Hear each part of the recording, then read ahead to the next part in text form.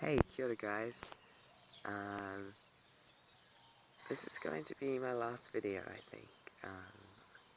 Just wanted to say to everyone, thank you so much for all your support, all your love, all your kindness, all your ability to understand and to just be there, I guess, when I've needed someone, or maybe when I haven't needed someone, but you've still been there and shown me that you're there.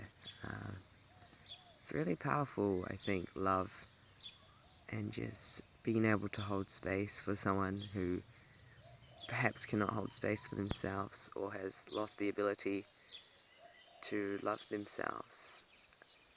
So that's kind of what I think I've been, not what I think, but what I've been feeling throughout this journey is lack of love for myself. Or, yeah, or love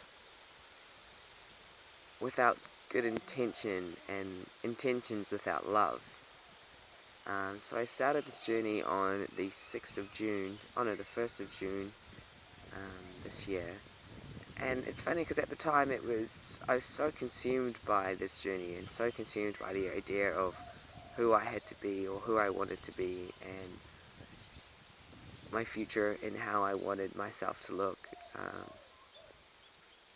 It was very powerful, like this idea that I had to be this person, a certain way, to feel good about myself. It was very strong. And I know it's partly to do with myself and partly to do with society in the way that I wanted society to treat me and what I wanted other people to think about me, but never really developing the love within in terms of what I thought about myself. Because I just naturally thought that that would all come later, the love. So basically I put this whole idea um, in my head that if I do this I'll be happy, if I do that I'll be happy, if I just wait this long I'll be happy, like always putting my happiness in the future, and never really working on the now so much, or trying to work on the now, but because my mind's so caught up in the future and what I can gain and what I can get out of tomorrow or the next day or in 3 months, or so consumed by that idea that I was kind of miserable, for a most part. Not a most part, but to some degree.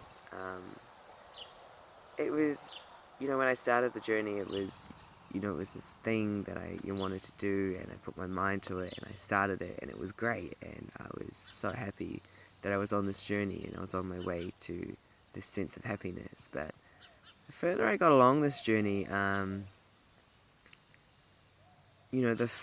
the sooner I started realizing that I wasn't happy in the now, and I was waiting, like I was waiting in vain for my own love to come about, and trying to seek love from others was just a means of not having that love exist within me, and not having the ability to create that love for myself. And whenever I do get that sense of love, I want to share it and give it to someone else. So was just sort of bringing that love and the awareness of that love back to myself. And this was like, I'm very blessed, I think. I'm very, very, very grateful, and I'm very blessed for where I live. Particularly, I live with a beautiful, beautiful group of people and a beautiful community, where we all work together and we heal. We're always constantly working on ourselves, and things that we can do to heal ourselves. And I've been journeying with a few ceremonies this year. Temescal being one of them. It's a traditional Mexican sweat lodge ceremony that works with the elements. So that was a really beautiful way to open my eyes to rituals and ceremonies. And then I got involved with participating in a few ayahuasca ceremonies, and in particular it was one ayahuasca ceremony.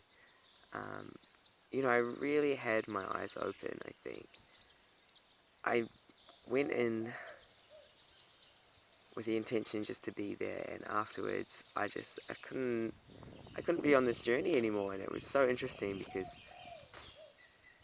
you know, it was the hardest thing that I'd ever done, I think, in terms of mentally.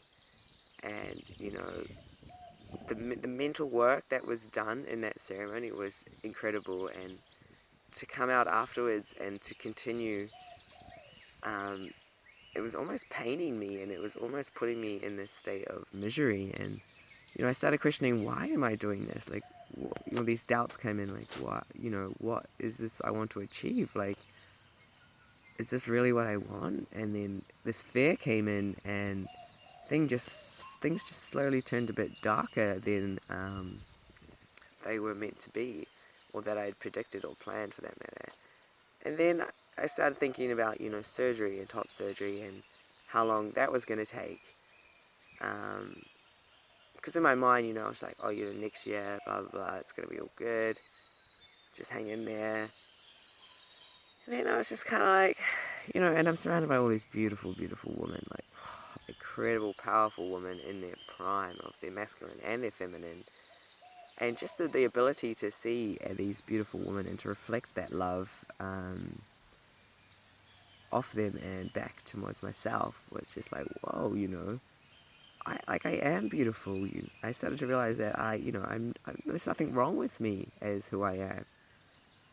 Because my mental was so caught up in this running idea that I had to be something else or do something else to be loved or to love myself, I lost the ability to literally just love myself, and love my body, and, you know, love what I was doing, love my own journey. So it was really powerful to have that reflection in these beautiful women.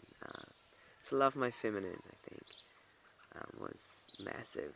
You know, something I'd never really considered because I was so stretching myself towards the masculine and pushing, you know.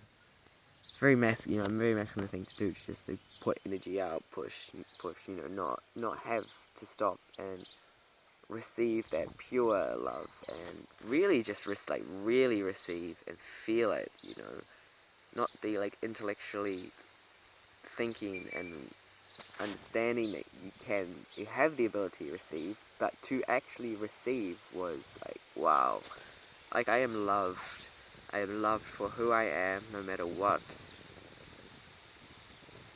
I do. And I think everyone, you know, helped me with that as well, just that, you know, very fundamentalness of support and love was like, wow, like I'm loved. And I want to love myself now, you know. I don't want to wait 3 years in a limbo of not loving my body or not loving who I am, and, you know, waiting to be happy. Like, I want to be happy now. I want to enjoy this moment and these, you know, these present moments, and enjoy the people I'm with, and have the ability to share love with them in a healthy way. To just give, because I have love for myself, so I can give love to others. That's where I wanna be right now. Um, and I've learned so much being on this journey. Like, wow, like it's just massive lessons this year. You know, lots of teaching, lots of teachers. Um, just the masculine and the feminine. You know, the energies are so potent and so powerful within people. And it really, you know, like now I can see that, and I can see people in their masculine and people in their feminine, and then I can see, you know, how the two work together, and how we need men and women, and how their relationship is so connected from their differences and their ability to connect on this other level that is beyond, you know, genders and genitals for that matter. It's so beautiful, and it really warms my heart, and it's something that I will never regret, going through this journey. And, you know, I never know, like maybe I'll start this journey again later in my years, but, you know, for now I just really want to love being a woman and having boobs, and like I'm really excited to get my period back and connect into the emotions of the oceans. And who knows, you know, how long that's gonna last, or, you say one thing today, but, tomorrow is tomorrow, and it doesn't exist, so I have no idea what's going to happen. So I'm really happy with my decision, and I just wanted to share that with everyone. I know this is a very long video, but, yeah, thank you. Just so much gratitude for everybody, and my family, and my friends, and my ancestors. Thank you for guiding me to where I am today. Ka kite anō, people. Much love.